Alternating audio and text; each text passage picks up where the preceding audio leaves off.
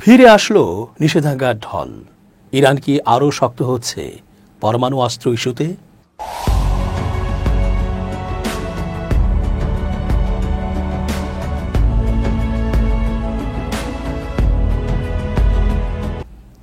আসসালামু আলাইকুম প্রিয় দর্শক, আমন্ত্রণ আজকের আলোচনায় চেঞ্জ টিভির আন্তর্জাতিক চোখ অনুষ্ঠানে এস জে রতন স্বাগত জানাচ্ছি।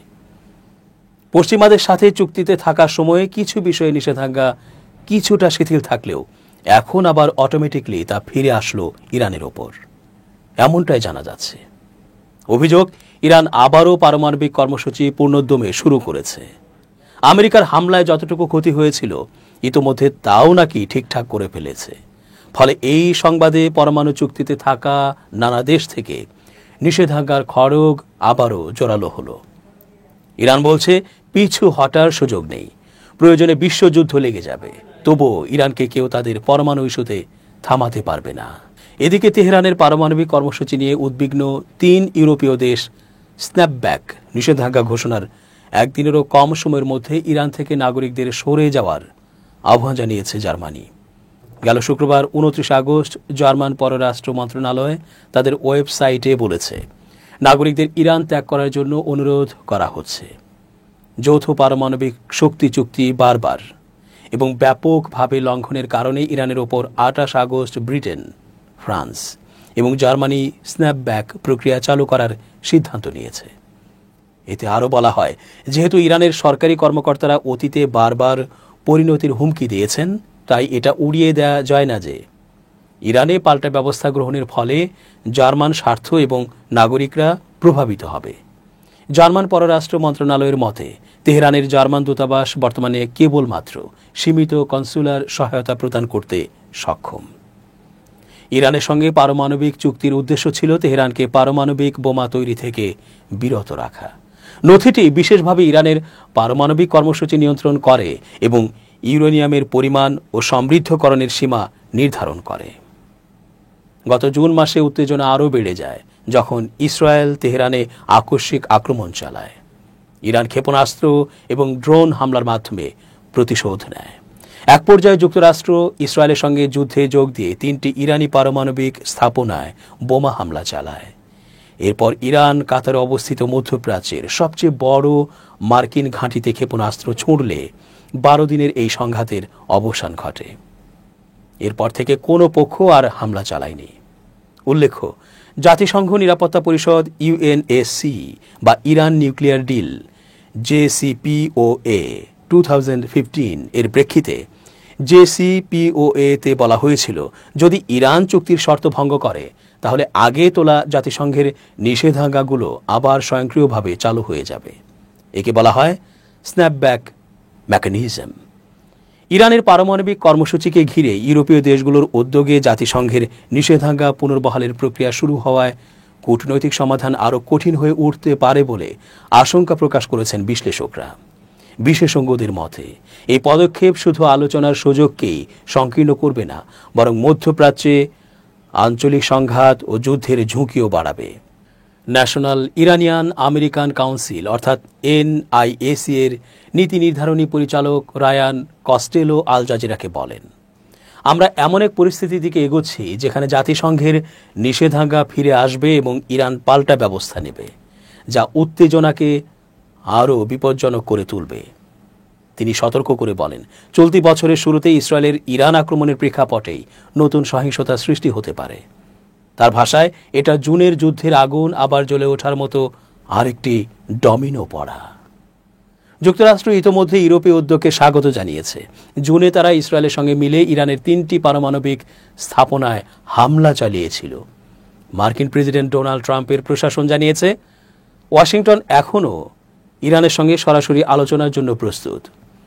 মার্কিন পররাষ্ট্রমন্ত্রী মার্কো রুবিও এক বিবৃতিতে বলেন, স্ন্যাপব্যাক কূটনীতিকে বাধাগ্রস্ত করে না, বরং তা আরও শক্তিশালী করে। যুক্তরাষ্ট্র ইরানের সঙ্গে পারমাণবিক সংকটের শান্তিপূর্ণ ও স্থায়ী সমাধানের জন্য আলোচনায় বসতে প্রস্তুত।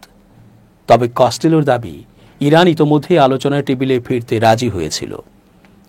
15 জুন মার্কিন ও ইরানি কর্মকর্তাদের বৈঠকের কথা ছিল, কিন্তু তার আগেই ইসরায়েল তেহরানের ওপর বিমান হামলা চালায়, যা আলোচনা অনির্দিষ্টকালের জন্য স্থগিত করে দেয়। তিনি মনে করেন, নতুন করে আলোচনায় ফিরতে হলে যুক্তরাষ্ট্র ও ইউরোপকে প্রথমে ইরানের আস্থা পুনর্নির্মাণ করতে হবে। তার মতে, ইরানের জনগণের মধ্যে একটি প্রবল ধারণা রয়েছে যে আলোচনা ছিল এক প্রকার ছলনা এবং যাই হোক না কেন যুক্তরাষ্ট্র ও ইসরায়েল হামলা চালাবেই। 2015 সালের জেসিপিওএ অনুযায়ী ইরান পারমাণবিক কর্মসূচি সীমিত করার বিনিময়ে আন্তর্জাতিক নিষেধাজ্ঞা তুলে নেওয়া হয়েছিল, কিন্তু কোনো পক্ষ যদি গুরুতর লঙ্ঘনের অভিযোগ তোলে তবে এটি দ্রুত শাস্তিমূলক ব্যবস্থা কার্যকর করা যায়, যেটিকে বলা হয় স্ন্যাপব্যাক। এই প্রক্রিয়ায় জাতিসংঘ নিরাপত্তা পরিষদের 6টি পুরনো প্রস্তাব স্বয়ংক্রিয়ভাবে পুনর্বহাল হয়। বিশেষ বিষয় হল এটি ভেটো প্রুফ, ফলে রাশিয়া বা চীনও চাইলে তা আটকে দিতে পারে না। ফ্রান্স, জার্মানি ও যুক্তরাজ্য ইরানের ওপর নতুন নিষেধাজ্ঞা কার্যকরের আগে 3টি শর্ত বেঁধে দিয়েছে। সেগুলো হলো, ইরানকে যুক্তরাষ্ট্রের সঙ্গে সরাসরি আলোচনায় ফিরতে হবে, জাতিসংঘের পরমাণু শক্তি সংস্থা IAEA এর সঙ্গে পূর্ণ সহযোগিতা করতে হবে এবং সাম্প্রতিক হামলার পর তাদের ইউরেনিয়াম মজুদ কোথায় রাখা হয়েছে তার পূর্ণাঙ্গ তথ্য দিতে হবে। তবে বিশ্লেষকরা মনে করেন এসব শর্ত ইরানি নেতৃত্বের জন্য মেনে নেওয়া অত্যন্ত কঠিন। যুক্তরাষ্ট্র ও ইসরায়েলের সম্ভাব্য নতুন হামলার আশঙ্কায় তেহরান আলোচনায় অস্বস্তি বোধ করছে। তাছাড়া IAEA ইসরায়েলি ও মার্কিন হামলার নিন্দা না করায় ইরান ইতোমধ্যে সংস্থাটির সঙ্গে সহযোগিতা স্থগিত করেছে। ইউরোপীয় দেশগুলো যুক্তি দিচ্ছে, ইরানের পারমাণবিক কর্মসূচি আন্তর্জাতিক শান্তি ও নিরাপত্তার জন্য হুমকি, কিন্তু তেহরান পাল্টা অভিযোগ তুলেছে যে 2018 সালে যুক্তরাষ্ট্র নিষেধাজ্ঞা কার্যকর করার মাধ্যমে ইউরোপই চুক্তি ভেঙেছে। বাস্তবে বেশিরভাগ দেশ ও ব্যবসায়িক প্রতিষ্ঠান মার্কিন চাপেই ইরানের সঙ্গে সম্পর্ক ছিন্ন করেছে।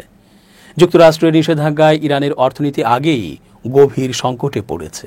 জাতিসংঘের এই নিষেধাজ্ঞা পুনর্বহাল হলে বিদেশি দেশগুলো একতরফা নিষেধাজ্ঞা আরোপ করতে উৎসাহিত হতে পারে, যা ইরানের আর্থিক স্থিতিশীলতাকে আরও দুর্বল করবে।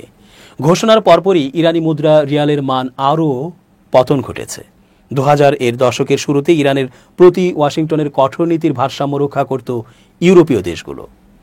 2018 সালে ট্রাম্প যখন যুক্তরাষ্ট্রকে জেসিপিওএ থেকে সরিয়ে নিলেন, তখন ফ্রান্স, জার্মানি ও যুক্তরাজ্য প্রকাশ্যে তার বিরোধিতা করেছিল।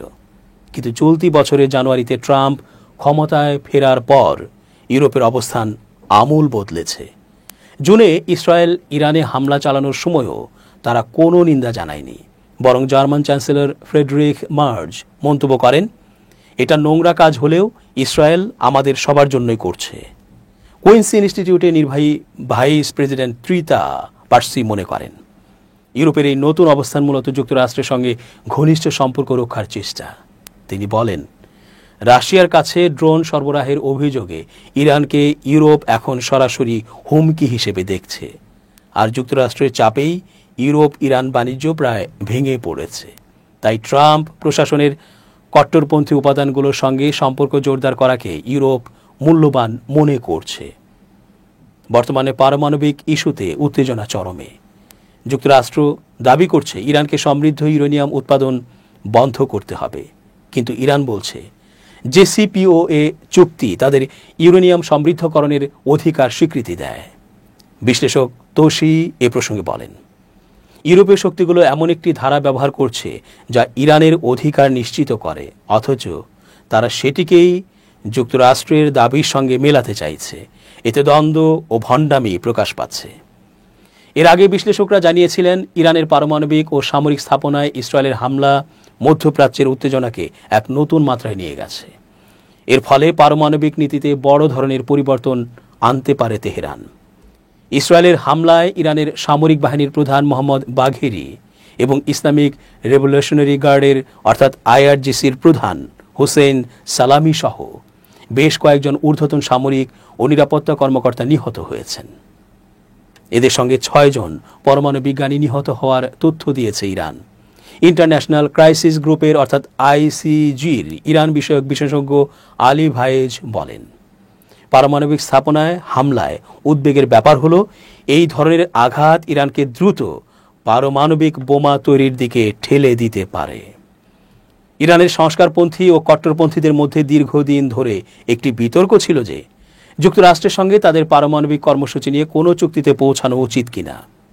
ইরান ও মধ্যপ্রাচ্য বিষয়ক বিশ্লেষক এবং Institute for War and Peace Reporting এর মধ্যপ্রাচ্য ও উত্তর আফ্রিকা প্রোগ্রামের ব্যবস্থাপক রেজা এইচ আকবরীর মতে এই হামলা কট্টরপন্থী এবং অতি কট্টরপন্থীদের অবস্থানকে সম্ভবত সঠিক প্রমাণ করেছে, যারা বলে আসছিলেন যে পশ্চিমাদের সঙ্গে আলোচনার চেষ্টা করে ইরান কেবল সময় নষ্ট করছে। তাদের ভাষ্য হল, সামরিক শক্তিতে দুর্বল অবস্থানে থেকে ইরান কখনোই তাদেরকে তুষ্ট করতে পারবে না। 2018 সালে প্রেসিডেন্ট ডোনাল্ড ট্রাম্প একতরফাভাবে joint comprehensive plan of action JCPOA নামে পরিচিত ইরান এবং বিভিন্ন পশ্চিমা দেশগুলোর মধ্যে স্বাক্ষরিত পারমাণবিক চুক্তি থেকে তার দেশকে প্রত্যাহার করে নিলে ইরান ও ওয়াশিংটনের মধ্যে আস্থার সংকট তৈরি হয়। বারাক ওবামা 2015 সালে এই চুক্তি করেন, যা পরে জাতিসংঘের নিরাপত্তা পরিষদে অনুমোদিত হয়েছিল। এই লক্ষ্য ছিল ইরানের পারমাণবিক কর্মসূচি পর্যবেক্ষণ করা, যাতে তারা বোমা তৈরির পর্যায়ে না পৌঁছাতে পারে। এর বিনিময়ে ইরানের উপর থেকে কিছু নিষেধাজ্ঞা তুলে নেওয়া হয়। তখন এই চুক্তিটিকে কূটনৈতিক সাফল্য হিসেবে দেখা হলেও ইসরায়েল শুরু থেকেই এর বিরোধিতা করে আসছিল। 10 বছর পর যুক্তরাষ্ট্র এবং ইরান আবারও একই ধরনের একটি চুক্তিতে আগ্রহী বলে মনে হচ্ছিল। দৃশ্যত মধ্যপ্রাচ্য জুড়ে উত্তেজনা বাড়তে থাকায় যুক্তরাষ্ট্র আরেকটি আঞ্চলিক যুদ্ধে জড়াতে চায়নি। অন্যদিকে ইরানও নিষেধাজ্ঞা থেকে মুক্তি খুঁজছিল। আকবরীর মতে যুক্তরাষ্ট্রের সঙ্গে সমন্বয় করে ইসরায়েলের এই হামলা স্বল্পমেয়াদে যে কোনো কূটনৈতিক সমাধানের পথ বন্ধ করে দিয়েছে।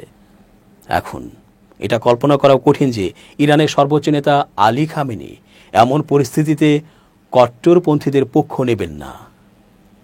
দর্শক, আজ এ পর্যন্তই। আল্লাহ সহায় হন। changeTV.press, এক ফোঁটা হলুদ নেই।